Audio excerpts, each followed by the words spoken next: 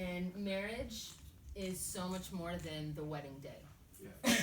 The wedding day is a really cool day, but it is so much more than that. And so there was a lot of different things we could have talked about tonight, but we just really wanted to share some of the main tenets in our marriage that have made it just as good, if not better, now 8.5 years later than when we first started. And and I just wanted to say, like, I'm so excited there are so many single people here tonight, because we love talking with married couples. We love our married couples in this room. But, like, we get so stoked to talk to single people, because if you can get some of this stuff on, like we always say, the best time to get divorced is before you get married. Like, and if you can, like, capture some of these tools before you get married, then it makes it that much better, that much easier, that much more fun. And so that's just some of the stuff that we wanted to share with you guys today. So we're super excited.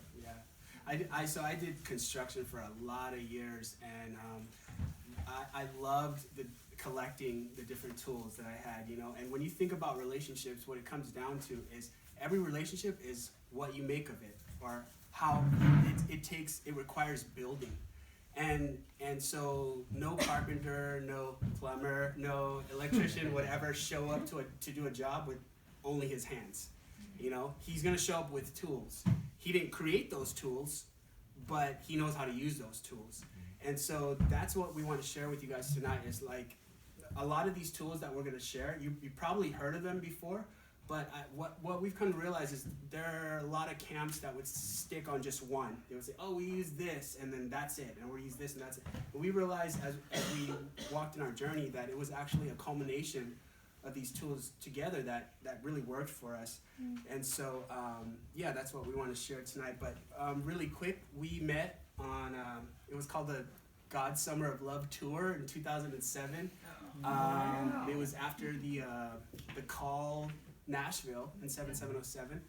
It was 300 radical people traveling across the land. But anyways, when the tour got to Encinitas, which is right north of San Diego, I was with my little crew, and our little crews, and I was leading worship on the beach one night. And in the moonlight was this gorgeous angel of a female walking by as I was singing Jesus, Lover My Soul, and that was pretty much the end of it. No, that's how we met, and we immediately clicked. There was a lot of laughter, and we became friends like instantly. I thought she was way out of my league, so I was like, well, I could probably try to be her best friend. And so over the next 2.5 years, we developed a really, really close relationship. But I had to go back. I was living in Hawaii, and she was living here. So we were separate for 2.5 years. And then the spirit of wisdom and revelation hit my heart, and I left Hawaii, left paradise for the princess, and came here, asked her parents for the blessing and all of that. They loved me, which was awesome. And then we got engaged. We dated for a little while, got engaged. We dated 4 months, got married 2 months later. Booyah. Yeah. So, but it was built off of almost 3 years of friendship, and that was so key. And we dealt with a lot of hard stuff even before we got married, which is super key. But all of that to say, like, as we went into our first year of marriage, it was very intentional for us. We were both in full-time ministry before we went in. Now, if you're a Christian, how many know if you're a Christian, you're always in full-time ministry? But I'm talking about, like, preaching, evangelism, like all that kind of stuff, worship, from when I was 17 to when I was 30. So, like, but right as it was time to get married, the Lord was very specific to the both of us, like, unbeknownst to each other, that we were to, like, focus on our marriage. And so I knew coming into marriage that I was not going to be doing any kind of ministry at all. Like, it was all, and I was like, that's cool. Like, and the Lord said to me, she's going to be your ministry, and you're going to learn my love for you through her and through marriage.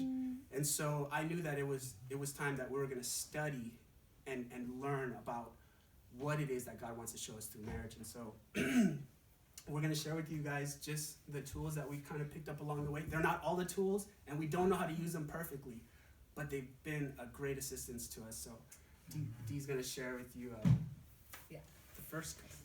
So we were only together for 4 months, like he said, engaged for 2 months. So we found a premarital course down in Orange County where we were living, and it was at Rock Harbor Church, and it was a 4-week course, and we just hopped right in it. And we learned a myriad of things that were really rad, but one really stuck out to us, and it was called the 5 A's. And they taught it to us. Has anybody heard of the 5 A's in here? Okay, so they called it a relationship vitamin, which was rad because they were like, a vitamin is something you like pop in your mouth, like you don't even think about it, like you just pop it in and you go on with your day. It's not like the relationship 12-course meal that you have to like do every day, because if it is, you're not gonna do it. So the 5 A's, I'll just break it down really quick. It's affection, affirmation, apology, ask, and amen. And it's this thing where you and your partner can come together every day for 3 minutes, and you just have a point of connection where you're checking in with one another. And so affection is, sometimes you're like ships in the night. You might have crazy schedules. One may leave earlier than the other, get home after the other one's gone to bed, or, and you're just ships in the night. So affection is just a point of connection. Hold hands, hug, just some kind of like point of connection with your partner. Affirmation is just giving them, a quick shout out, some props, like, babe, you look good, you smell nice, I loved it when you did XYZ, like just something to give them some affirmation. The next one is apology. And I love this one. This one is not an easy one, but I think it's one of the most important ones in there. An apology is a moment when you get to share with your spouse or your partner, like, hey, earlier when you did XYZ, like, it didn't feel so great. It kind of hurt, And because this is the relationship vitamin and not the relationship 12-course meal, you don't get to respond as the partner and go, oh, well, I did that because you did, or if you wouldn't have done, like, you don't get to come back with your rebuttal. This is a moment when you just hear your partner validate that whatever happened, it hurt them, or they felt unloved or unseen, or whatever it was and you just respond back to them. When I did that earlier, I'm so sorry that it hurt you. And that's it. Like, you leave it there. So, and if you need to go into it later on, you do. But this is a moment when it's like you're just sort of acknowledging. And then there's ask. Is there anything I can do for you? And this isn't time for your 15-point honey-do list. Like, this is just like, can I help you with whatever it is? Is there something I can help you with? And then there's amen. And that's just a moment just to come together and say a blessing over your marriage, over your relationship, your future, whatever that is. But it's this quick, 3-minute, all-encompassing, back and forth moment. And we decided that we were going to try and do this every day for the first year of our marriage. And I feel like that was one of the best things that we could have done in our first year of marriage, because it allows you some kind of market research. Like, when you're checking in with your spouse once a day and you're kind of like hitting all these points, and you're like, wow, this week alone in apology, I've heard 3 times the same thing. That what I'm doing impacts them in this way. Like, maybe we need to really talk about that in a greater way. Or maybe I really need to look at myself, and it's not my intention, but for some reason that's the way that it's coming off, or whatever it is. It gives you sort of this pool of information to really start learning yourselves in a greater way. And so from there, we started noticing, oh, we've got some things that are coming up on my side, on his side, and we're kind of hitting some of the same things again and again and again. So we decided that we were going to do like a deep dive and find out, okay, well then why are we like missing each other in these areas? Why are we not able to like heart connect in these areas? And so we did this deep dive, and we came up with now what we call in our marriage, we call them the 4 pillars. And they're sort of the 4 main things that we just kind of use in rotation in our lives. And there's a lot of other tools out there, but these have been the 4 that we have found really work for us. And yeah, I'll okay. The first one is one of the most popular books out there. It's called The 5 Love Languages, and this one is so key because the basic principle of it is, love languages can be broken up into 5 major ones, and you find out what feeds your love tank, and then you find out what feeds your partner's love tank. And so what we tend to do is we tend to give away what we want, but that might not be what your spouse or your partner needs, so it would be like putting diesel in an unleaded car. It just doesn't take that, and then you sit back and then you get upset because it's like, wait, but I gave you love. Yeah, but that wasn't the love that I needed, and so this is super key. So the first one is quality time, and that's pretty self-explanatory. It's like if your partner's is quality time, then they're gonna want to be able to sit down and not have you on your phone like checking your Instagram. It's like face-to-face time or whatever that means to them. Second one is acts of service. And just real quick, you can actually go online. You can go online and just Google 5lovelanguages.com or go to 5lovelanguages.com and you can take the quiz on there.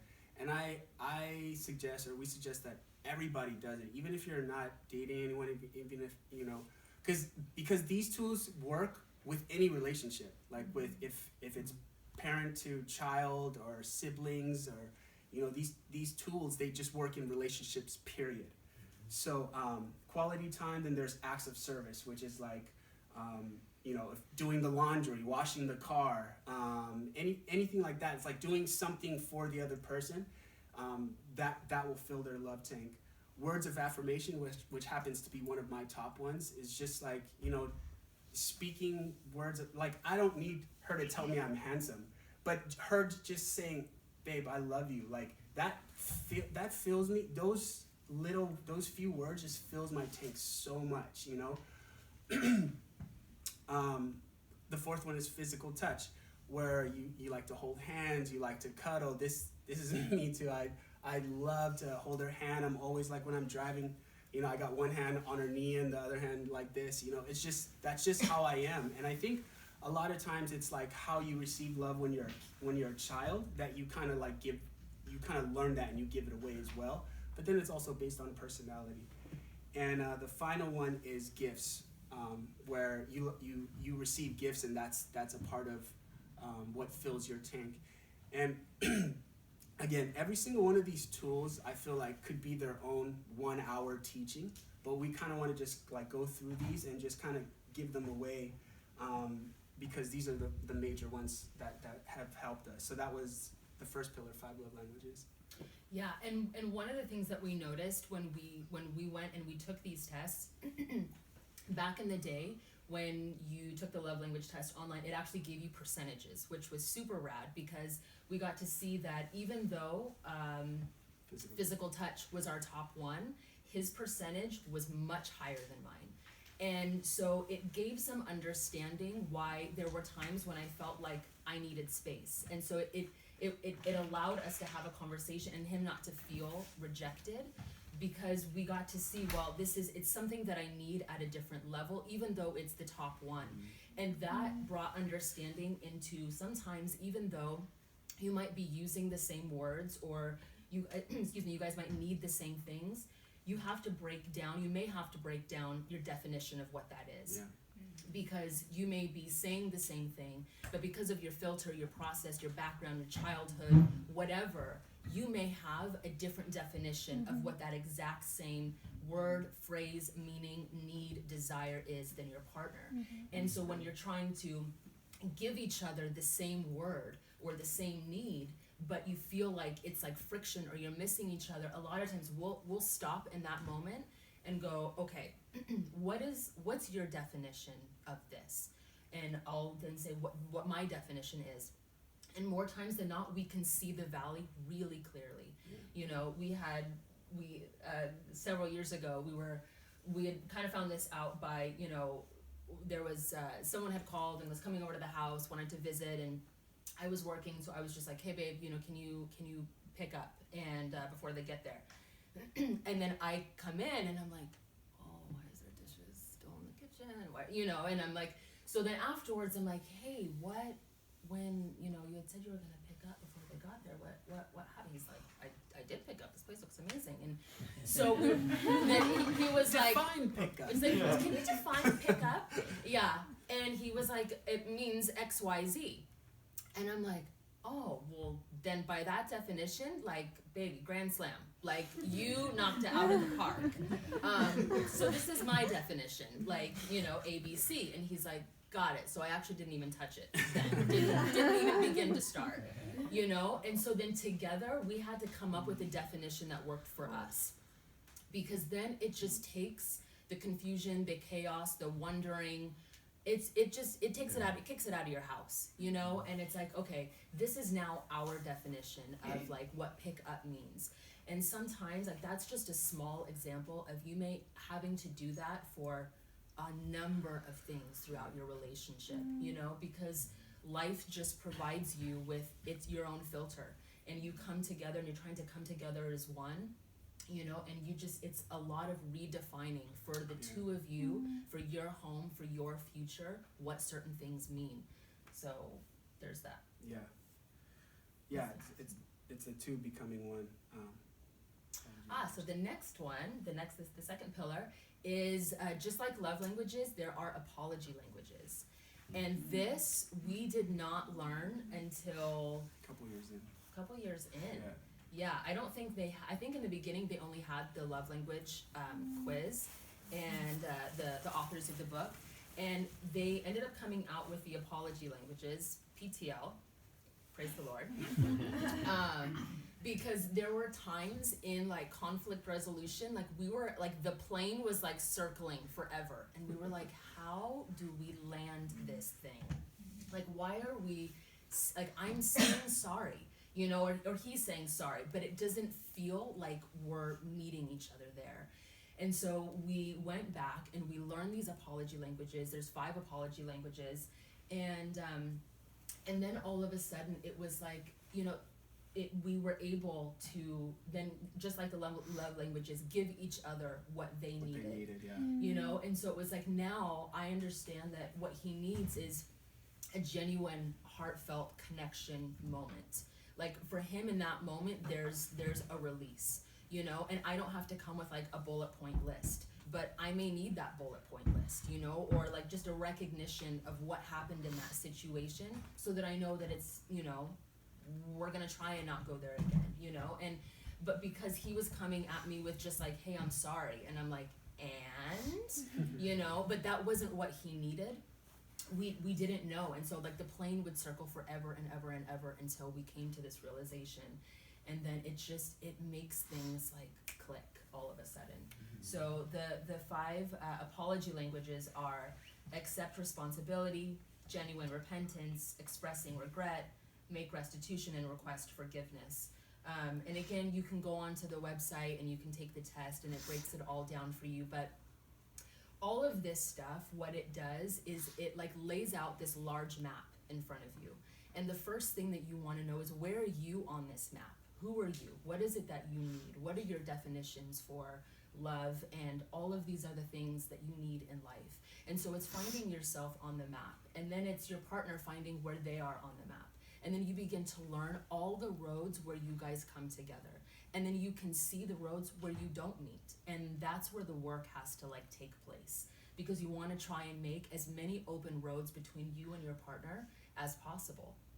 So anyway. Yeah. And the thing about these tools is that it's maintenance, man. It's what it really comes down to. Like, relationships are work. You know, and just like your relationship with the Lord, like, you want to know God, guess what? That's not going to magically happen. You got to spend time with him. One of his love languages is quality time. Okay? And he desires that. Like, matter of fact, all the time. That's why pray without ceasing is in the Bible, you know, because it's like he wants us to constantly be speaking to him. And so relationships take work. But when you put in the work, then you can feel like, I felt like we got married yesterday. You know, like it's the honeymoon. I told her, I said, the honeymoon is only over for those who let it be over, babe. I told her that on like day one of our marriage. I'm like, our honeymoon's never gonna end because we decide in our hearts that we're gonna put in the work to be in love, right? And because that's what Christ is, the ultimate picture of like what love does. It pursues. Proof is in the pursuit. You can tell someone you love them, but if I never left Hawaii, sorry I'm preaching now, but if I never left Hawaii, I wouldn't be sitting here next to her. But I was like, you know what? Let's buy the plane ticket one way and get out there and go do this thing, you know? And it was in my desire had to be backed up with pursuit. And with that, I want to also say, like, in these areas, we could not be more different. I think sometimes, I don't know if people look at it and they're like, you guys are like two peas in a pod. You guys just, you know, always just, you know, get along. We could not be more different. Yeah. Our love languages, we shared a top one, and then it like, I mean, his was like words of affirmation, and it was low on my list.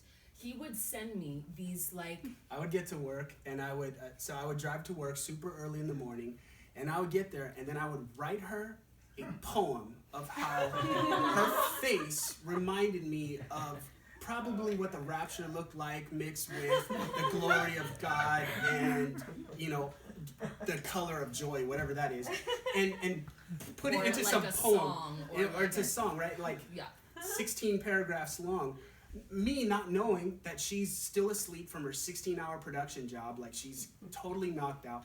And part of my words of affirmation is that if you don't respond in a timely manner, I'm like, oh, what? Yeah. So I would send her this text, not knowing that she's gonna be asleep for the next couple hours. And BTW, I made it to work safe, you know. But really, it was let me put my love on blast for you. And then a couple hours would pass by. I'd be like, okay, you know, checking my phone, and then it would be XOXO, and I'm like, what the? And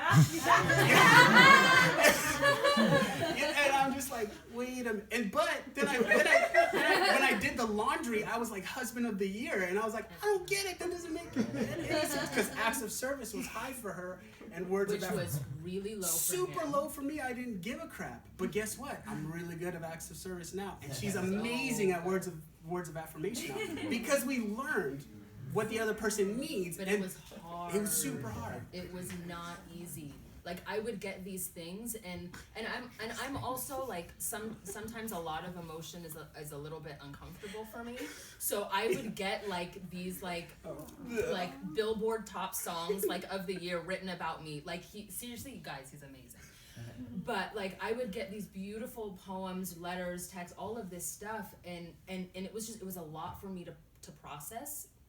Words of affirmations really low on my list, but when I found out, like when we realized like we're totally missing each other, like I'm throwing him like parties, like I'm having people fly in from states and do video, like this is like my love language for him is like this is acts of service, you know, but when we realized why we're missing each other, when we're like giving everything we have in these huge ways, then it was like, oh, okay, all right, now we've got some work to do, but it was not easy.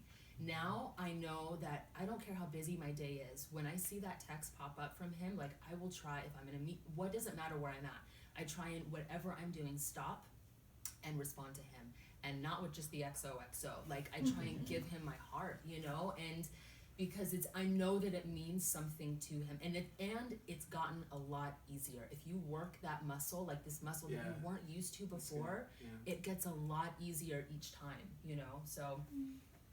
And the same with the apology language is that like, you know, I was giving her my apology language and it just wasn't working because mine was this genuine like, babe, I'm sorry, like big puppy dog teary eyes that meant it from my heart, and she was like, yeah, that doesn't work. Like, I'm like, well, I said I'm sorry, and she needed me to take responsibility for what I had done and show her that I wasn't going to do it again. And I didn't get that until I read this. I was like, oh, my bad. Okay, yeah, here's what I did, and that's really helped in Yeah. And I also want to say, like, as you're growing, like we're always evolving, like we're ever evolving beings until the day we die. So things change, life changes, you change, your needs change, as a couple things change. We took this test again last night, and we pulled up our test results from 2016. They could not have been more different, but we kind of knew where we were already, because we could tell that we were just evolving. It's like your as your trust grows with one another, as like it's you just start to grow more and more in sync, and so your needs change from like your first year to your third year to your fifth year. You just start needing things in a different way. And what it is, it's two becoming one. Yeah. It's two becoming one, and so you're constantly changing and changing and changing. And it's the same if you're single. It's like you becoming one with Jesus. Like the more you come into him, you change. We're formed, Paul says, we're formed into the likeness of Christ. And that's what happens, is like we're two beings being pushed together, becoming one flesh, and so things are changing inside of us. But right, real quick with the apology, on the coattails of apology, is the other side of that is forgiveness. This is super, super huge, and I'm just going to be really quick about this, is that, Joyce Meyer said it best, where she said, unforgiveness is like me drinking poison and expecting you to be hurt.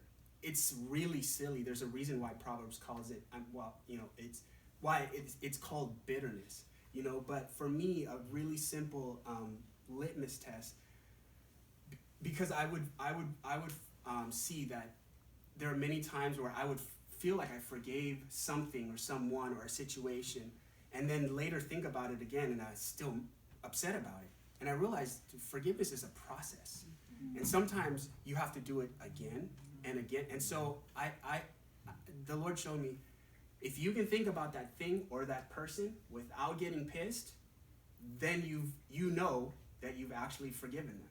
And so what we've learned to do is bless that person over and over and over and over and over again, until you can come back to it and go, oh, it doesn't hurt. It's because it's just like a regular physical cut. If I cut you, right, and I come back the next day and I touched it, you're gonna be like, oh, that hurts, right? The next day is gonna hurt a little bit less, as long as you keep it clean.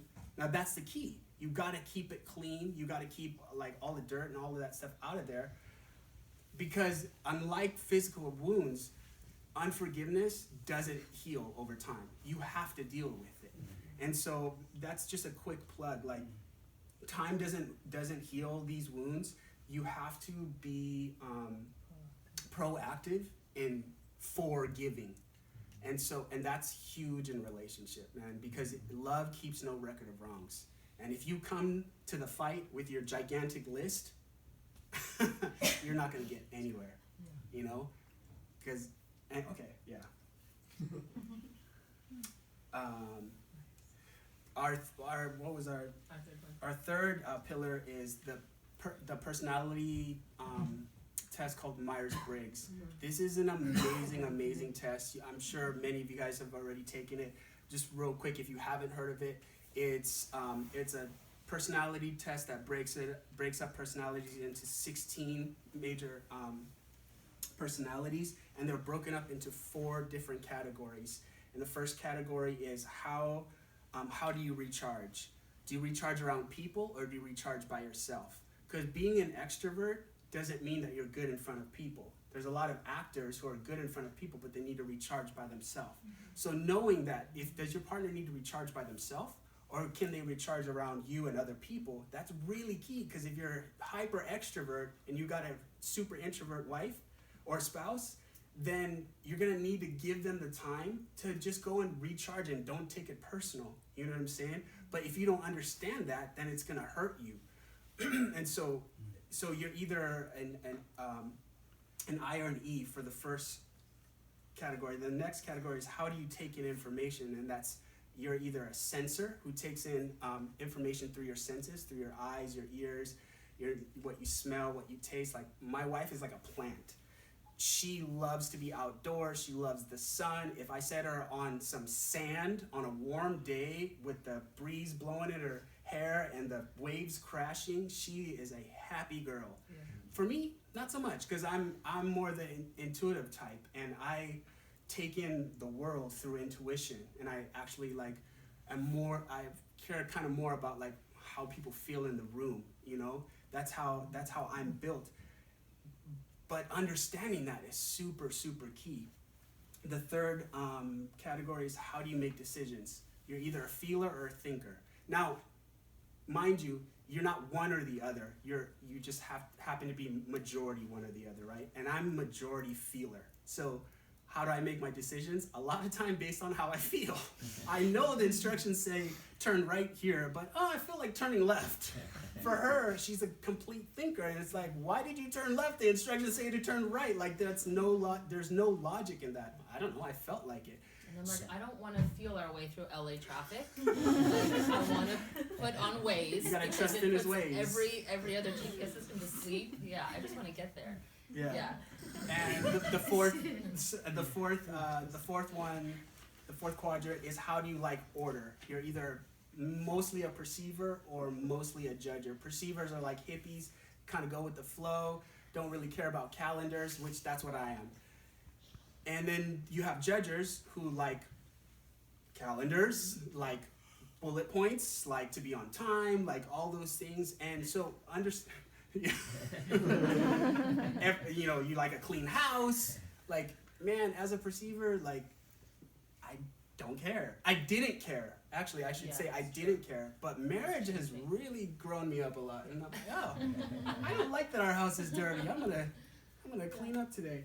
But that's part of growing, and that's part of becoming one. You know, we it's almost like God takes the best part of you and the best part of them and makes a really cool, like, super action hero thing, you know? Like, that's what it is. Because what marriage really is the only thing on the earth that points to what God is. Because he's triune. And we can't understand that because we're one person, but marriage, and I'm not saying everyone's called to marriage, but I'm saying, like, marriage on the earth is the most beautiful picture of who God is in his triune, because it's you, your partner, and Holy Spirit. That's Trinity right there. And you go in together and you bear fruit and have children. Okay, that's going on too far. But Myers-Briggs, you can go and Google it. I'm an ENFP, she's an ESTJ. You read your profile, and it's like reading a prophetic word. Yeah. When you get it right. When you get it right. And sometimes you have to take the test over and over, because a lot of times you take the test and you answer it in an idealistic manner, like, oh, the way would you do? You would like to be? No, answer it like how you would do that thing on your worst day, and then that's more honest. But anyways. And in this category, I feel like of the 4 pillars, this is probably the one that I think is like the most important, because it really breaks down like this clear map of who you are, of who your partner is, and you get to look at it and go, okay, wow, this is why I do the things I do, why I respond the way that I respond, and it's not an excuse to go, well, this is who I am, so deal with it. Like, that's not what this is. Like, you get to look at these things and go, okay, how do we work together, and why are we like butting heads? Why are we not meeting each other? And then working on those areas. And you look back at it and you're like, wow, this part of my personality is not the prettiest. Like, I think I need to work on this right here. You know, like, it's not like this like excuse of just like, oh, this is just who you are. It explains who you are, and then you have to get to work, you know? And so I feel like this is the best one, because, you know, it really, for us, again, in all 4 of these quadrants, we're opposite. Yeah, it's funny because like my personality is called the Inspirer, and I love to like put hope and put inspiration in people, and hers is called the Guardian. And if you get to know her, I mean, it's like she's the guardian. She's Godfather, like, don't touch my family, it's gonna be over, kind of, you know, like that's who she is, but like in the most beautiful way. Like, that's how she's built, strong, and loves to protect, loves to stick up for friends and family, loves justice, and understanding that, especially in conflict, is huge. Yeah. It's huge. So I go, okay, this is how she's processing it from logic and from this place of being a guardian, and I'm processing it from emotion and from trying to inspire. And so anyways, and what that does, like if you're someone who is a thinker judger and you've got a partner who's a feeler perceiver, what happens in conflict is that once it starts getting more and more intense, the feeler is getting bigger with the emotions. yeah, And for me, like, I don't want emotions that starts to feel too much, unnecessary, like it's suffocating me. I just want the bullet points. Like I want to know, I don't want to cloud the issue. I just want to get straight to the root. And so what happens is that, like, once the emotions start to get big, I start to shut down, because it starts to feel like we've left the ground where the logic is, and we've just kind of ended up sort of out here in this like cloud of chaos. I'm not saying he's a cloud of chaos, but it's how I process his process. Yeah. And so sometimes we need to then step away from it for a moment so that we have time to come back together in a healthier way. But if you don't realize what's happening in that moment, there's one thing that that we use in conflict resolution. It's called "I didn't marry me," and in those moments when your partner is their process is so overwhelming, goes against the grain of your own process. There are times when I've had to say, "I didn't marry me."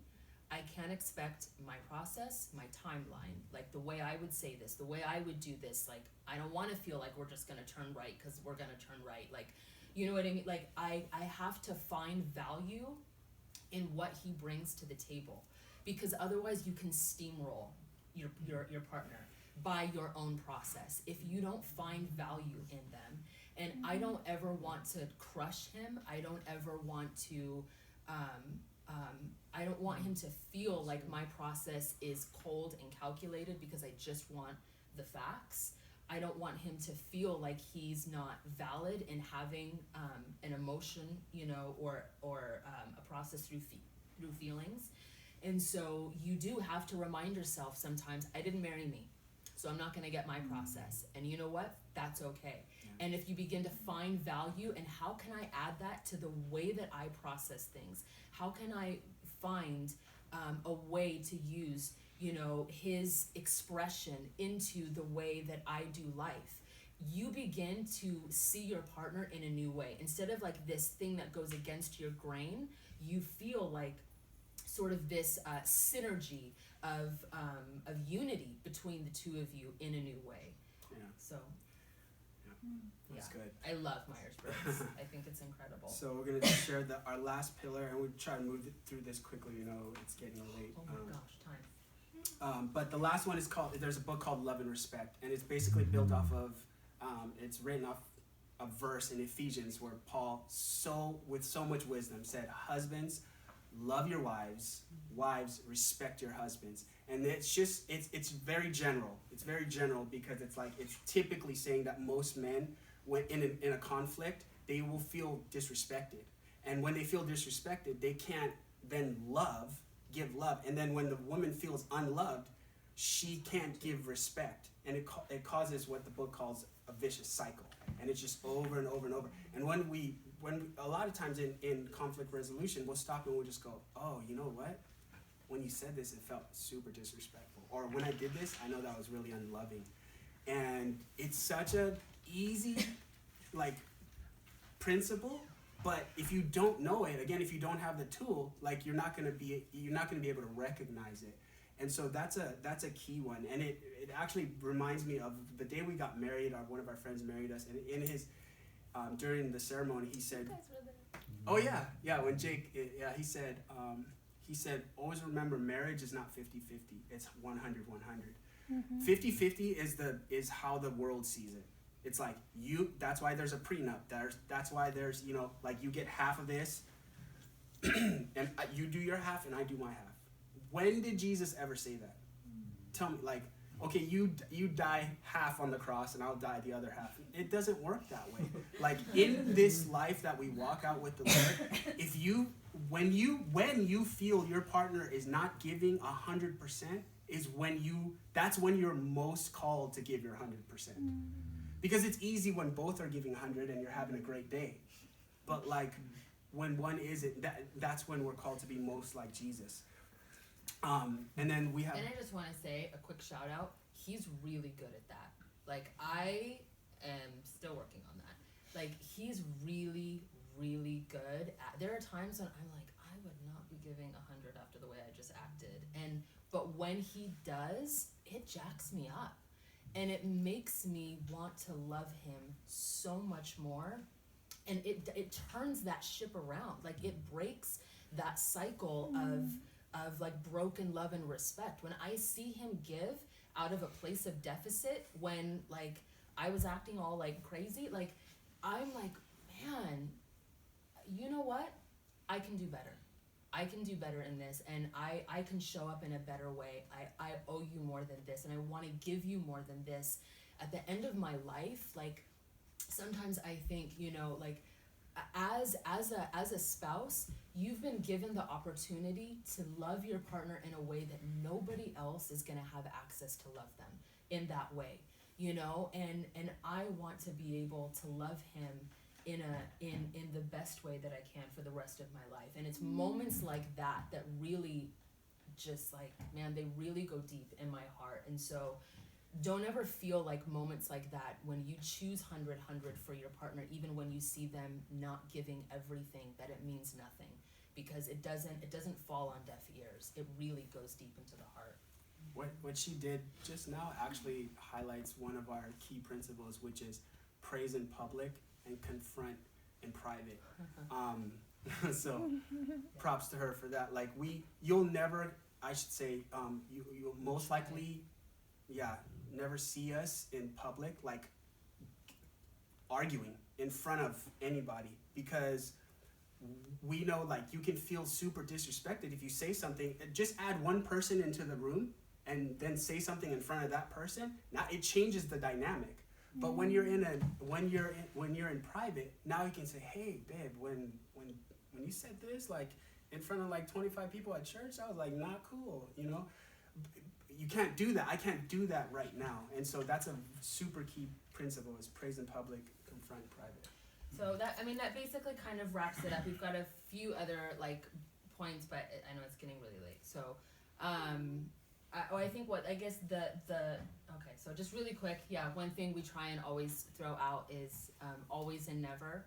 We try and not use absolutes, because when you throw out these absolutes with your partner, with your friends, with whatever, it makes you feel like whatever work you've been doing is not valued, is not seen. And you're like, I always do that, or I never do that. And you're like, well, the last 3 times I've really tried to do this, and now you just threw down an absolute, and it begins to create these walls. And the last one is the white flag. And this is something that, because we are so different in our personalities, sometimes someone has to throw down a white flag on the field and call time. And because his personality is someone who's like an intense feeler, he wants to have resolve immediately.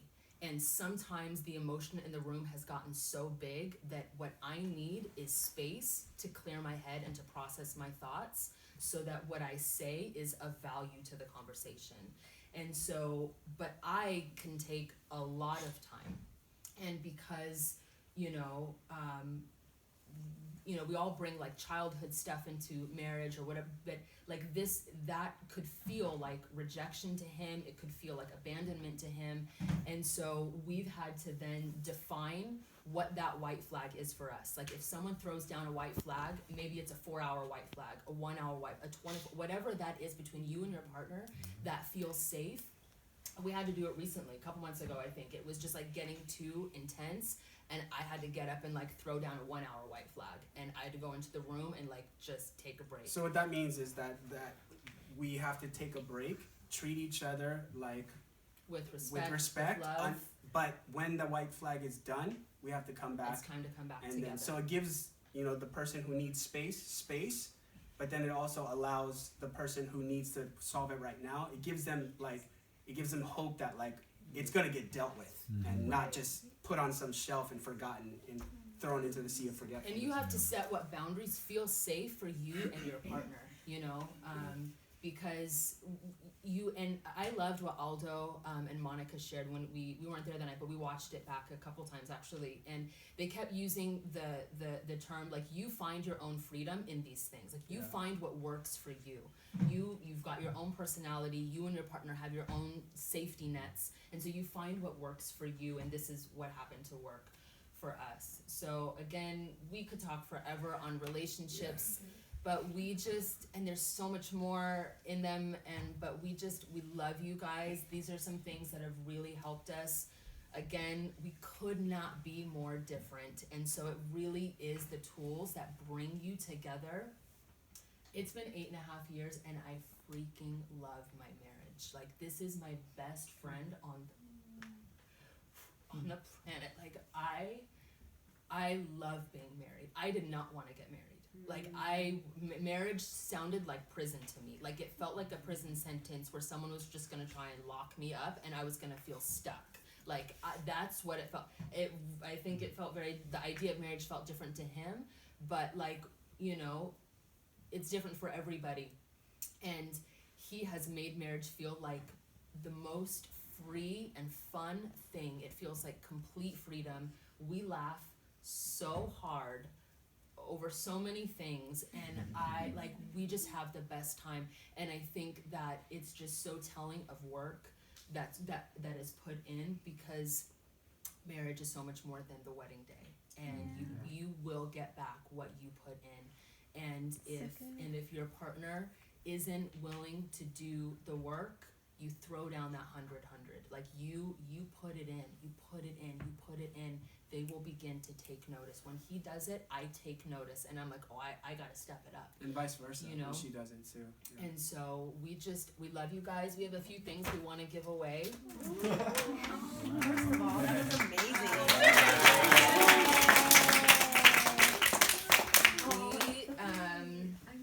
We love you guys, man. We feel so blessed to be a part of this community and just to see it grow. And a few weeks ago, I was just like, Lord, for Valentine's Day, like, I somehow just want to, like, I don't know, I just want to, like, love this community. And then the Nyes asked if we could share, and I was so excited. And so there's just a few different books here.